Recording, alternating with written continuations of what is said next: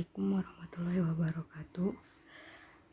Pada kesempatan kali ini saya Wildal Aluf dari kelas D3 Malam Manajemen Informatika dengan NIM 3121101222 akan mempresentasikan konsep dasar sistem informasi. Yang pertama, di sini ada pengertian sistem.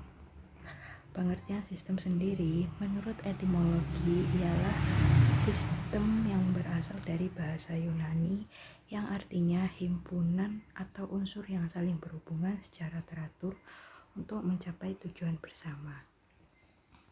Kemudian klasifikasi sistem.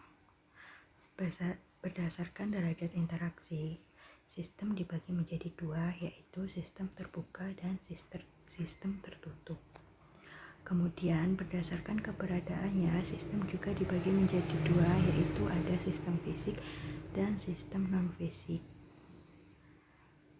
Untuk selanjutnya, berdasarkan penciptanya, sistem dibagi menjadi dua, yaitu ada sistem alamiah dan juga sistem buatan manusia. Dan untuk yang terakhir, berdasarkan derajat kepastian, ada dua, yaitu sistem tertentu, contohnya ada jam tangan dan kulkas. Kemudian sistem probabilistik, contohnya latihan sepak bola, latihan berenang, dan latihan bulu tangkis. Untuk slide selanjutnya ada penjelasan tentang model umum sistem informasi, yang mana dalam gambar ini pertama ada sumber data, kemudian sumber data ini diolah. Setelah proses pengolahan, data tadi akan menghasilkan informasi. Slide selanjutnya yaitu satuan entitas dan lingkungan luar. Di sini ada satuan entitas yang artinya elemen-elemen yang berada dalam garis batas bujur sangkar. Kemudian ada sumber data, yang mana sumber data berasal dari entitas dari luar lingkungan atau aktivitas dari dalam satuan entitas sistem tersebut. Kemudian koleksi data. Koleksi data ini mencakup kegiatan mengumpulkan, merekam atau menangkap data dari sumber data termasuk kegiatan verifikasi. Kemudian ada manajemen basis data, yaitu mencakup kegiatan pengaturan penyimpanan, penempatan data pada arsip, penyesuaian data, dan penyimpanan kembali untuk diproses lebih lanjut. Kemudian ada olah data. Di sini kegiatan mengolah, memanipulasi, dan memproses data untuk menjadi informasi. Yang selanjutnya ada informasi. Informasi adalah olahan data yang bermanfaat bagi pengguna informasi. Kemudian sekuritas dan pengendalian data.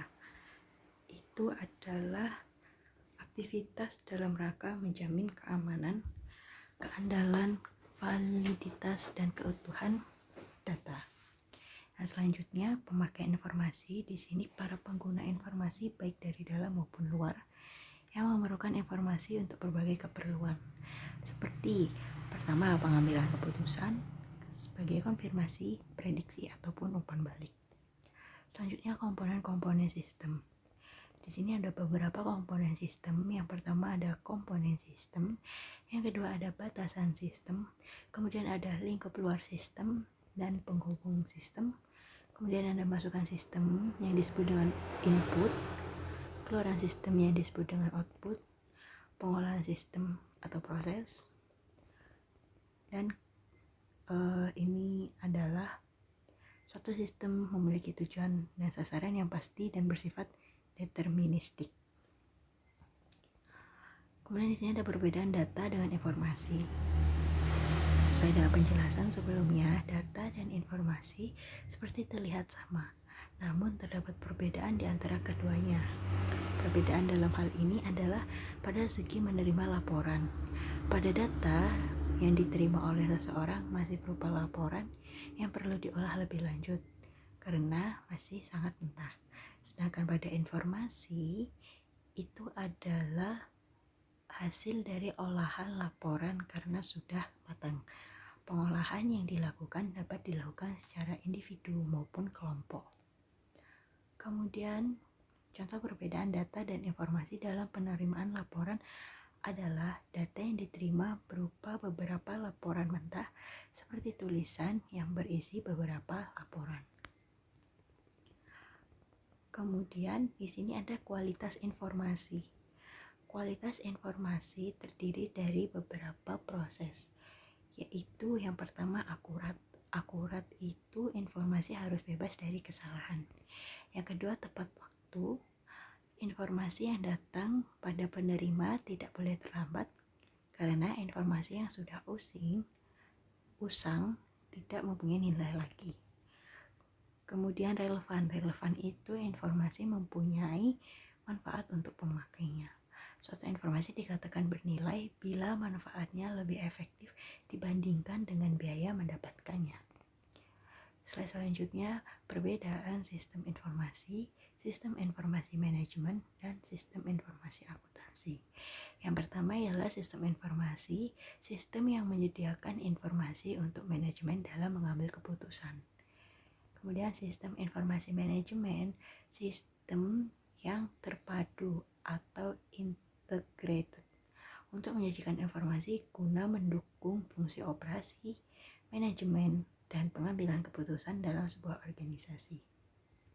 Kemudian selanjutnya sistem informasi akuntansi, sistem atau suatu komponen organisasi yang mengumpulkan, mengklasifikasikan, mengolah, menganalisa, dan mengkomunikasikan informasi finansial dalam pengambilan keputusan. Selanjutnya penjelasan tentang model proses pengendalian. Di sini ada beberapa keberadaan sistem atau daya tahan sistem ditentukan oleh sejauh mana keluaran suatu sistem bermanfaat bagi lingkungan. Yang kedua, kemampuan beradaptasi terhadap lingkungan luar.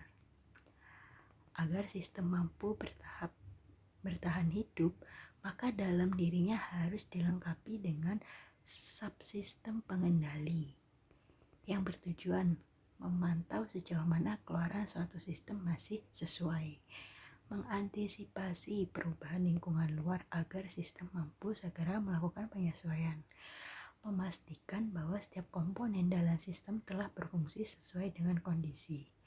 Berdasarkan proses bekerjanya, unit pengendalian dapat dibedakan menjadi 4 bagian.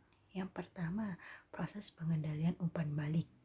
Unit pengendalian merekam keluaran yang sesungguhnya. Kemudian proses pengendalian umpan maju atau feed forward control. Unit pengendalian dipasang pada tahap proses. Unit pengendalian merekam aktivitas proses yang sesungguhnya, kemudian dibandingkan dengan proses yang diinginkan. Kemudian yang berikutnya, poin C, proses pengendalian pencegahan, preventive control. Unit pengendalian ditetapkan sebelum memasuki tahapan proses. Dan yang terakhir, proses pengendalian kotak hitam, black box control. Unit pengendalian mempelajari pola hubungan antara masukan dan keluaran tanpa melakukan pengawasan terhadap prosesnya. Sekian presentasi dari saya. Terima kasih.